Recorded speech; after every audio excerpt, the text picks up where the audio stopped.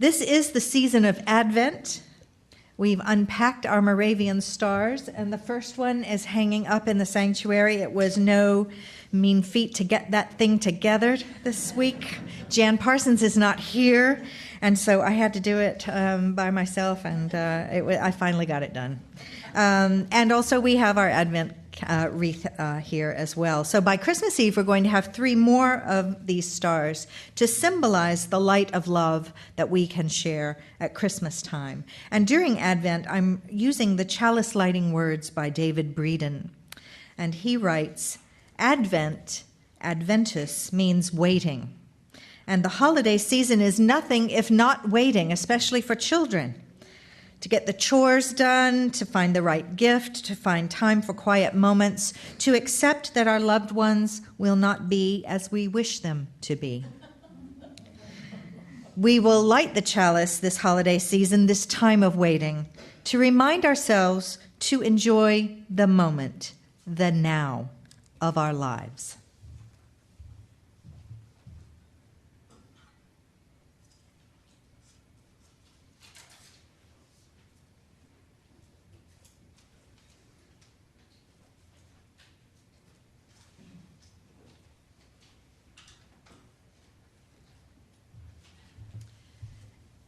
And this morning we also have the first lighting of the Advent wreath, and Aubrey, Bonita, and River are going to come up and light that for us.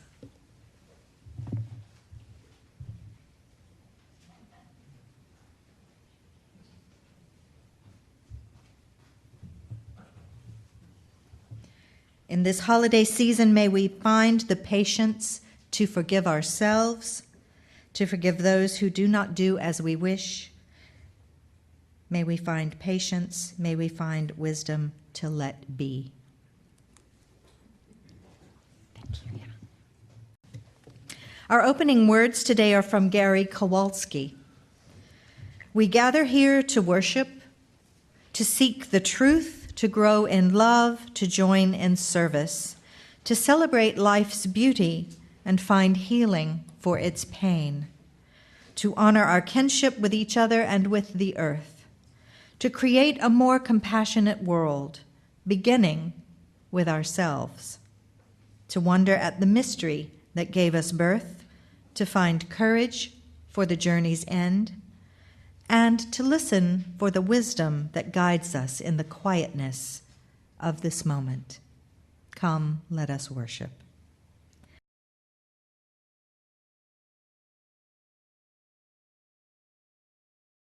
Sarah Griffith Lund writes, as a minister of God's word and sacrament, part of my job is to help people work through questions of theodicy. That is, where is God in the midst of suffering? And why do bad things happen to good people? We all wonder this, and many of us ask the question readily when something bad happens. But what if the something bad is not an event, a car accident, but it is instead something inextricable from our very being? Why did God let me, or him, or her, or them, be born this way? That's a harder one to ask, because in doing so, we seem to doubt God's appraisal of his own creation. He saw that it was good. We hesitate to question God's goodness. Is God really good all the time, as the saying goes? If we believe that God knits us together in our mother's womb, do we therefore believe that God knits crazy into our being? If God is in all places and is present at all times, is God also in mental illness? If we are made in God's image, then is God crazy too? Or is mental illness one of those things Satan uses to undo us? When Jesus healed people who were mentally ill, he cast demons out of them. When Satan lured Jesus out to the edge of the cliff, he tried to make Jesus go crazy and jump. A case could be made that Satan, at the very least, has a knack for this kind of thing, regardless of whether he is actually at the root of it. When I counsel people whose loved one has mental illness, I find that looking at it from a biochemical perspective helps. Brain chemistry influences our moods, emotions, and behavior. At its most basic, science has told us mental illness is due to imbalances in brain chemistry. That is why drug treatment that alters brain chemistry is so often effective. Yet, this scientific approach does not let God off the hook. Maybe then we could get some answers by a less direct route, say storytelling. That was Jesus' teaching tool of choice. We've all got stories.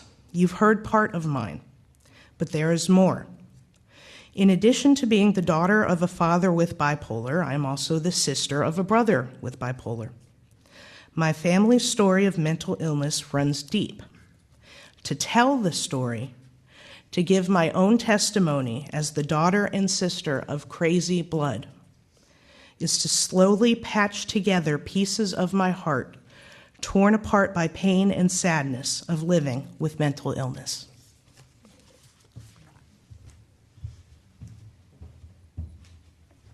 Thank you, Jenny. That was a quote from a book by a United Church of Christ minister, Sarah Griffith Lund, that tells her own personal story of her family and mental illness. It's entitled, "Blessed Are the Crazy."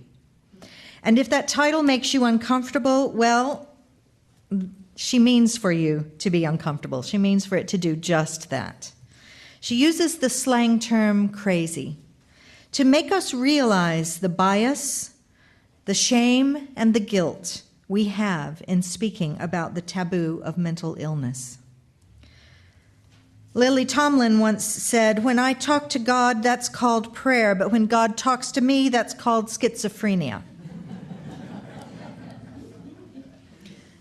The U.S. Surgeon General's office defines mental illness as the term that refers collectively to all diagnosable mental disorders. Mental disorders are health conditions that are characterized by alterations in thinking, mood, or behavior, or some combination thereof, associated with distress and or impaired functioning.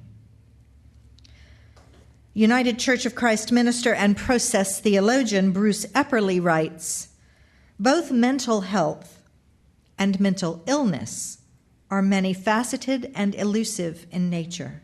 No one definition of mental health or illness fits all people or settings. Healthy behavior in one cultural setting may appear aberrant in another. Further, health and illness are processes and not static states. There is a temptation to define people solely in terms of illness language. He has cancer. She is schizophrenic. He is bipolar. She is obsessive compulsive. This objectifies people and places limits on what they can achieve, freezing them as sick, in contrast to those of us who are temporarily well. Process theology asserts that within limitation and concreteness, possibilities emerge. And Epperly says this applies to all life conditions, including persons diagnosed with mental illnesses. In the many-facetedness of life, many persons diagnosed with serious mental health issues are among the most compassionate and creative members of the human race," end quote. Today, I'm hoping to explore a tiny slice of the connection between mental illness and religion. It is an immense topic. Some of you will know much more than I do because it is linked to your field of study or profession. Some of you will know much more than I do because you have experienced it either in your own life or in the lives of family members or friends or colleagues. And the myriad of ways in which we experience mental illness is exactly the point Epperly is making. Our stereotypical thinking about a person we call crazy is based on either what we know or what we imagine. And most of us imagine only the scary, totally freaky aspects of behavior that we have read about in literature, Think of Rochester's wife, the madwoman in the attic in Jane Eyre, or Ken Kesey's insane asylum in One Flew Over the Cuckoo's Nest, or what we've seen in the media, real-life characters like Charles Manson, or the cast of any American Horror Story episode, or, of course, one of the first films to address mental illness as a medical concern, Augusta's own The Three Faces of Eve. And to bring it right up to date, the sensational coverage in the media of Kanye West's breakdown and hospitalization. Now, some of us may be feeling, after the stress of this particular year's Thanksgiving dinner with family, that we qualify as experts on what Sarah Lund means when she uses the term crazy blood. We may have come away from our encounter with relatives determined never to do it again. Well, it might surprise you that disowning family members is something Jesus did in the Gospels, and that he was accused by them of being insane. As we begin the season of Advent, which in the Christmas liturgical calendar is predicated on the weeks before the birth of Jesus, it's pretty relevant to skip a couple of decades after that birth to look at what he was like as a grown man. In the 3rd chapter of the Gospel of Mark, Jesus really gets into the swing of his ministry.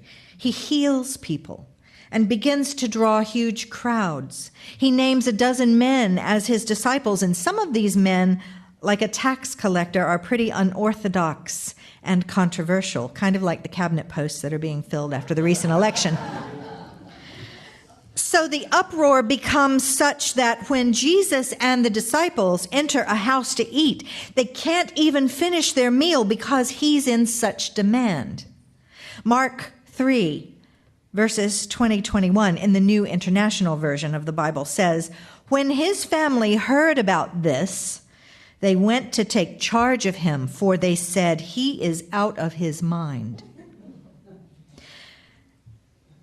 David Pitt writes that their rejection of Jesus, because of his apparently scandalous behavior, leads them to protect themselves by insisting he is insane. The gospel goes on to tell us a crowd was sitting around him, Jesus, and they told him, "Your mother and brothers are outside looking for you."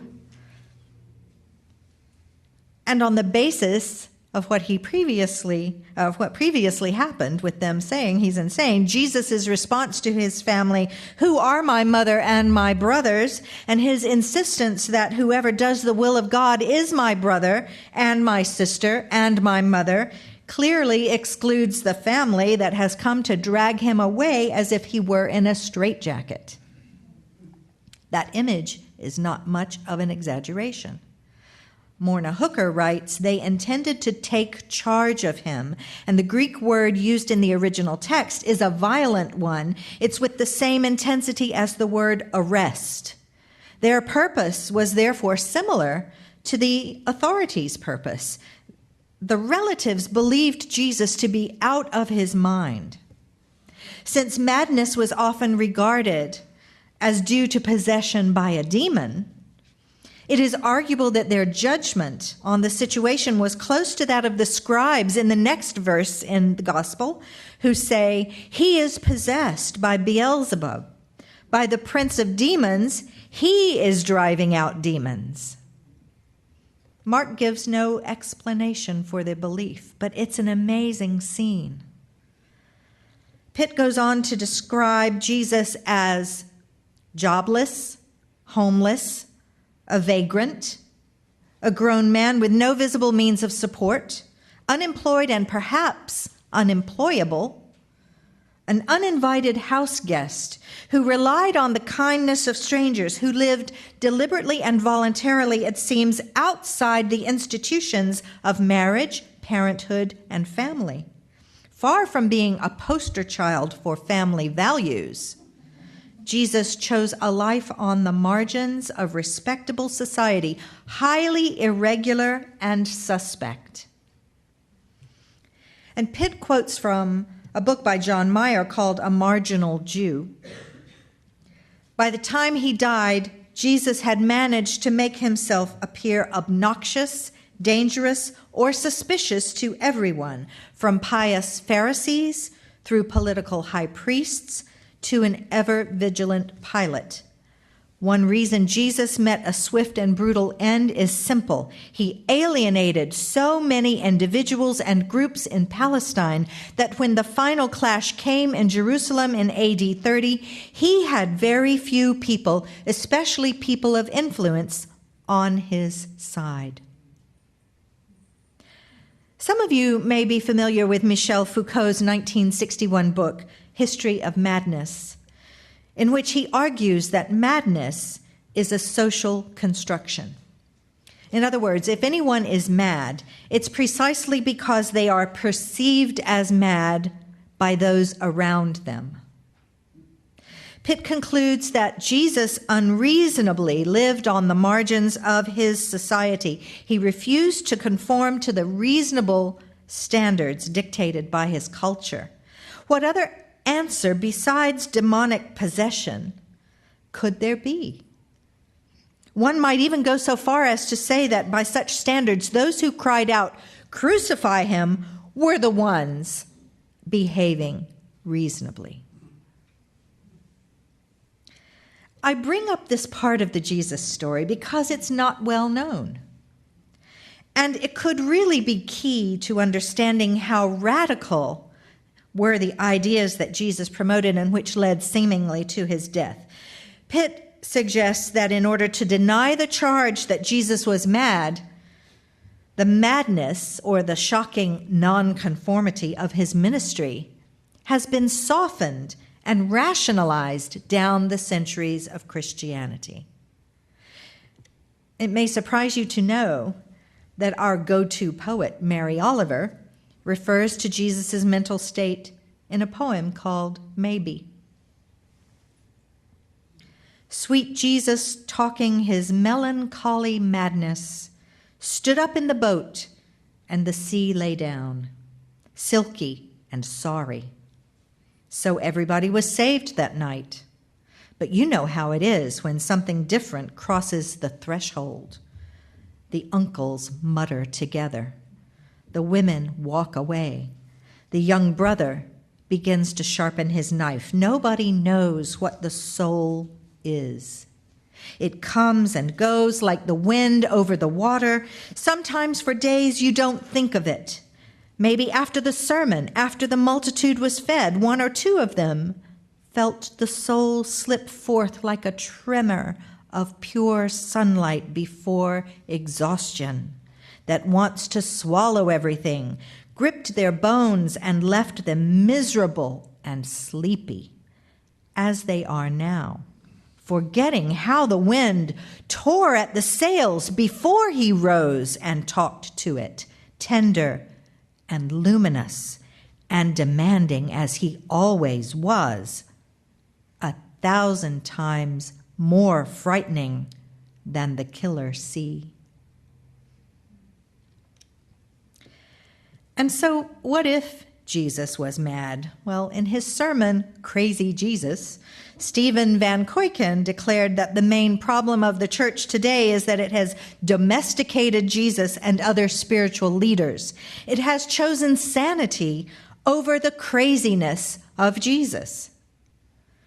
In complaining that institutional religion is too often much too sane, too safe, too respectable, too predictable, too boring, Van Kuyken reminds us that Martin Luther King Jr.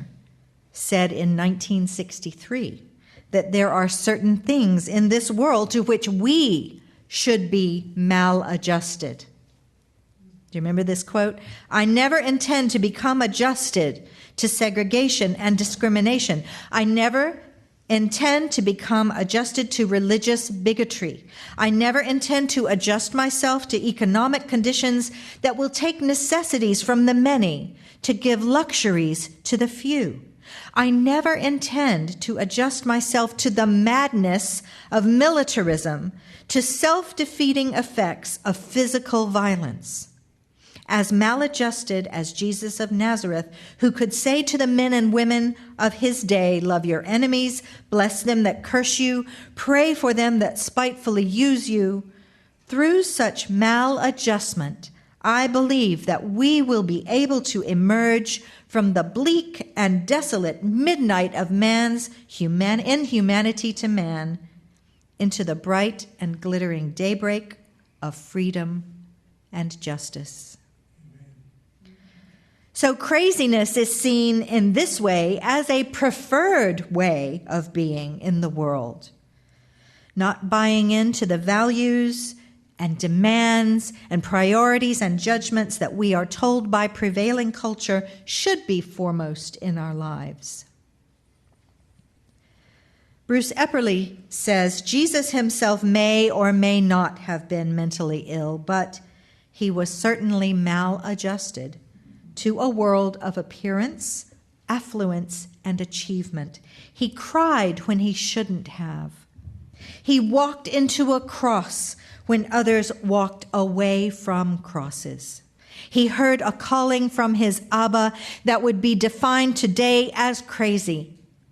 In the house of consciousness, there are many rooms. The mentally ill, however defined, have a kind of sanity of their own from whom all can learn. Some may still need Prozac, but they also need our humility, for they may also travel paths that enter the divine forest of love in ways that surpass our understanding, but by which we too can be guided, end quote.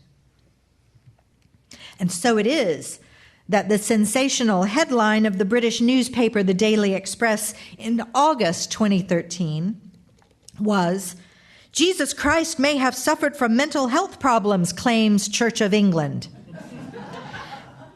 Referring actually to a sermon that was offered for use by the Church of England for World Mental Health Day that October.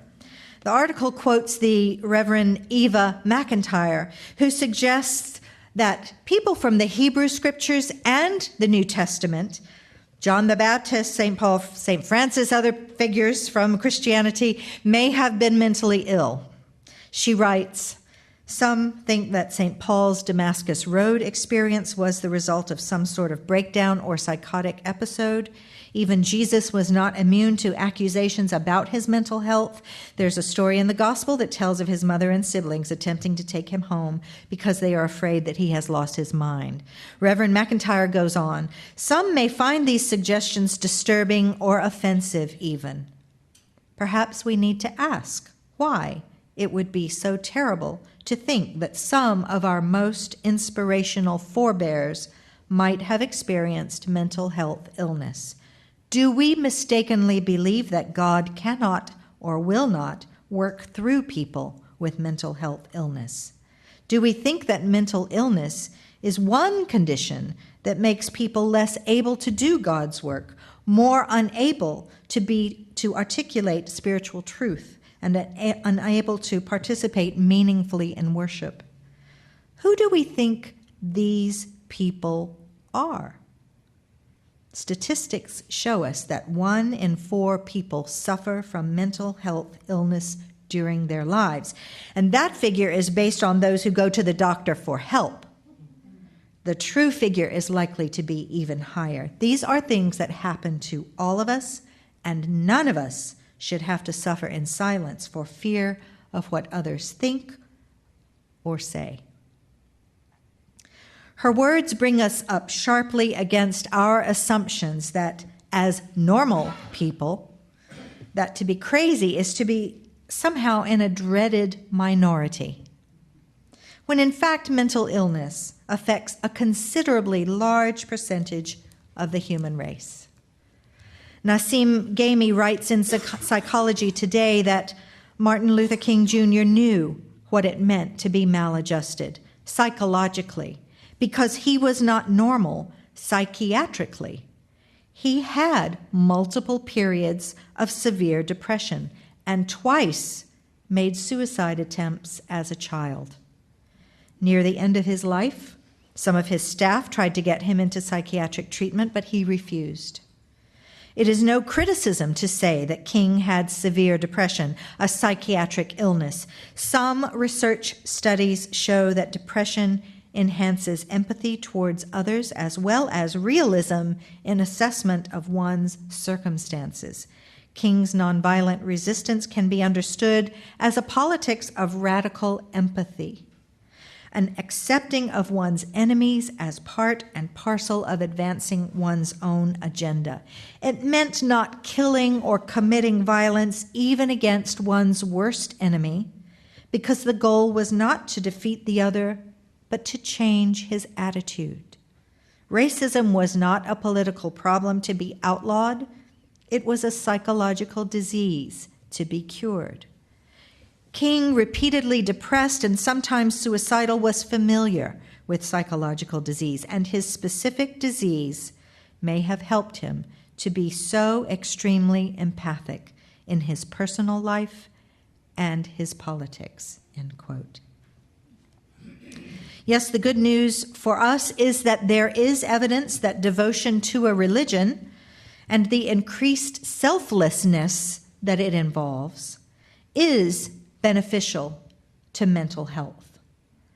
Far from the insulting suggestion by atheist Richard Dawkins that religious faith might be a symptom of mild mental illness, research, including a study in 2012 by Professor Dan Cohen of the University of Missouri, has found that spirituality and the sense of belonging to a wider group might act as a coping mechanism.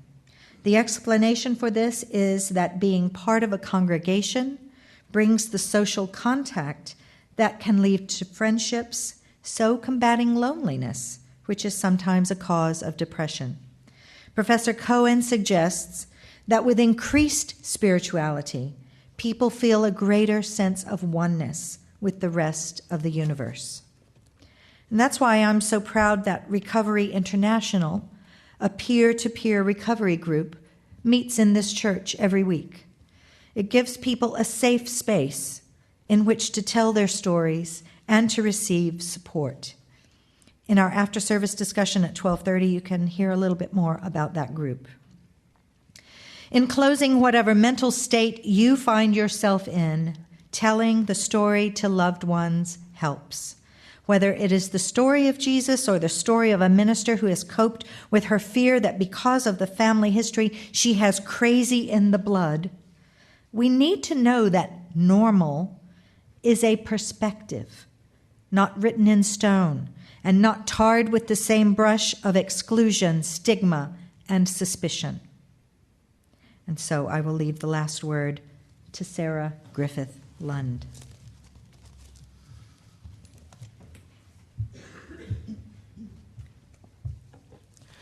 The power of our testimonies is the power to work through, heal, and eventually transform our suffering. Keeping these stories as secrets buried deep down in my soul gives them power to hold me captive, isolated by my own fear, shame, and pain. Fear that I too will be labeled crazy and therefore unlovable. Shame that I am not good enough to be loved. Pain because this suffering makes me feel alone in the world. For too long, the churches have conspired against the telling of these stories.